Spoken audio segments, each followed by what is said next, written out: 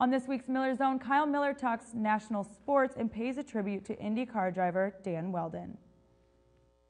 We all look to sports as an escape from reality. Sports is a way to release tension and stress in our lives. But sports aren't without tragedy, as we were reminded this past weekend at the IndyCar race in Las Vegas. Dan Wheldon, the winner of this year's Indianapolis 500, died in a horrific crash. I'm not going to show a clip of it here, nor do I want to. The drivers and fans, both at the race and watching on TV, witnessed a gruesome reality that is horrible and gut-wrenching. It is one of the perils of sports, especially in racing, that anything can happen at any moment.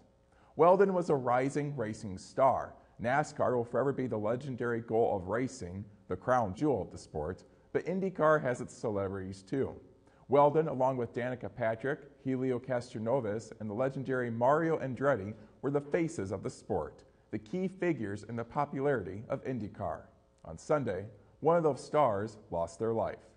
I'm not a big racing fan. I did watch Dan Wheldon win the 2008 Iowa Corn Indy 250 because I'm a native Iowan, and it's a huge revenue booster for the state. But I follow sports enough that I know who the big players are. When one of them dies, it causes a ripple effect across the industry.